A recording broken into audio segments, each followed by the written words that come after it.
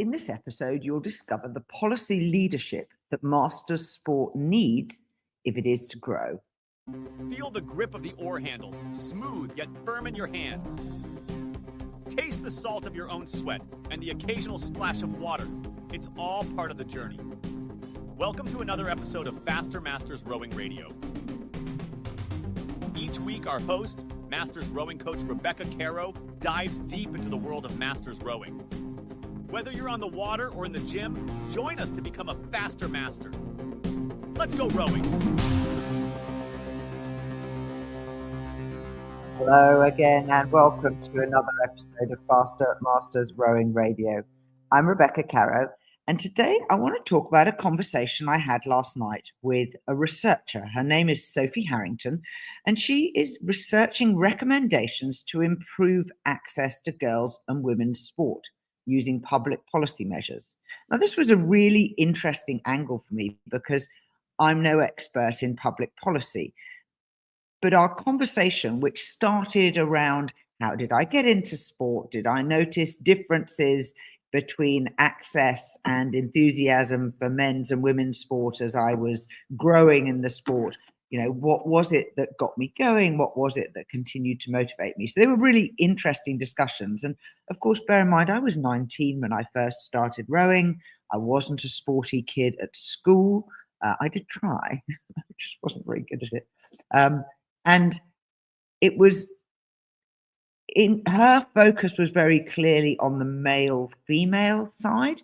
But when I mentioned Masters Sport, she realized that there was like a whole new area where actually public policy can have quite a sizable impact in sport for life. Now, that is something that a lot of governments, a lot of organizations spout, but do they actually deliver? And in order to grow Masters Sport, there are quite a few things that I believe are inhibitors, things that prevent improvement. Now, some of these are what I call structural, as in they are embedded into the way we do things and the way we think about things and the way we self-organize as a mostly voluntary run, grassroots sport. And so today, I thought it would be worth running through some of these and also looking at what are the things that senior leadership, whether it's in government, whether it's in national governing body, could be doing to enable change to happen, to improve access to sport and people's enthusiasm and interest in doing adult sport. Later this week, I'm giving a speech at the US Rowing Masters Rowing Conference that is also coincidentally on growing Masters Rowing. And I'd love if you could come along. You'll find all the details on the US Rowing website. Tickets are available through regattacentral.com or drop me a line and I'll tell you how to find them. I will say I know it's being recorded, so don't worry if you can't listen live. Now let's look at the things that seem to constrain our sport. Start with something really straightforward, memberships. Many clubs offer memberships which are annual fees, and some people just can't afford to pay a large lump sum all at once.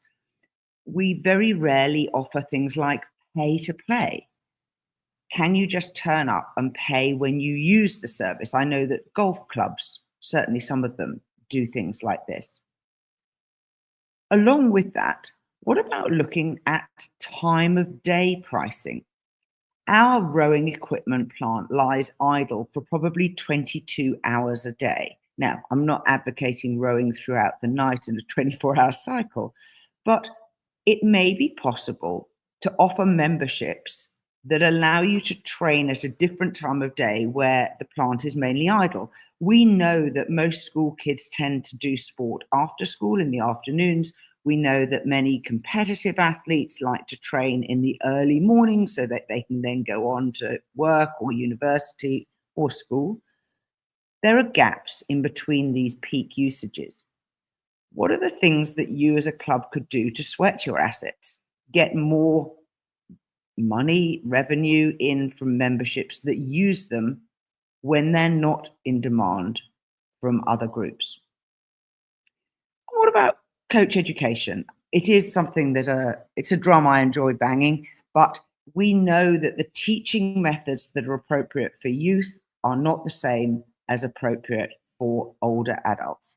So looking at the psychology and physiology of your athlete range and training your coaches so they know what to do in order to effectively and appropriately train a more diverse range of participating athletes.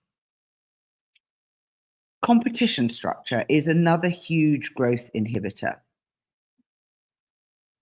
We need to have local, regional or provincial and national competitions, and we need to have competitions that are perhaps not competitive for everyone. So participatory competitions. Think of something like park run. Yeah, it is a competition, but a large number of people who go and do park runs treat it as a training outing, not necessarily a race to be won. So what are the rowing equivalents of park runs? Now, they could be scrimmages where you go to another club and you go for a row with people, at a different place. They could be just shared excursions together. Let's go together, all bring our own boats, meet at this one place and do a touring row around a nice lake that, maybe we have never rowed on before. In my club, I've noticed there are people who join and row for fitness and for social fun, and then after maybe 5 or 6 years are persuaded to try racing. And understanding that different people's desire to compete is different, but it doesn't stop them being a part of our sport, means that our competition structure, particularly for the people who are new to competing, not necessarily new to rowing, it needs to be very organized so that you can go somewhere, do the event, and perhaps get home by lunchtime. So very hyper-local, and possibly equipment being provided by the regatta so that you genuinely just have to get yourself there. You don't need to worry about anything else. Now you can build up from that, and it ties into my next point, which is athletic pathways.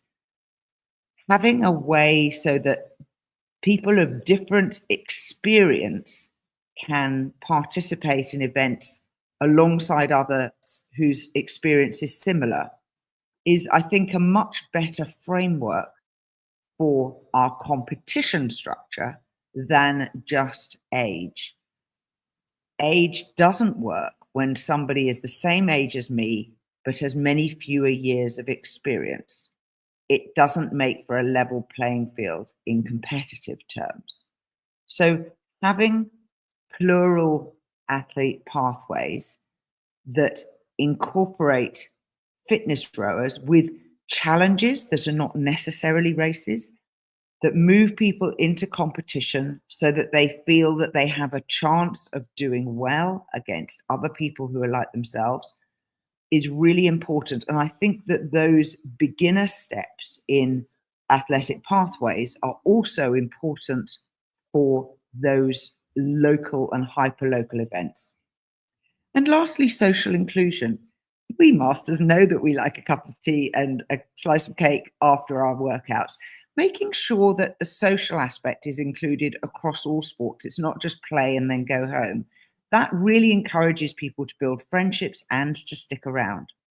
So there you go. There's a whole load of ideas about ways that public policy could really improve sport access and enable and facilitate sport for life. What do you think? We are part of the Rowing Chat Podcast Network. Please tell your fellow rowers about the show. If you've learned just one helpful thing from today's episode, please consider supporting the show for as little as $1 per month by visiting fastermastersrowing.com/podcast.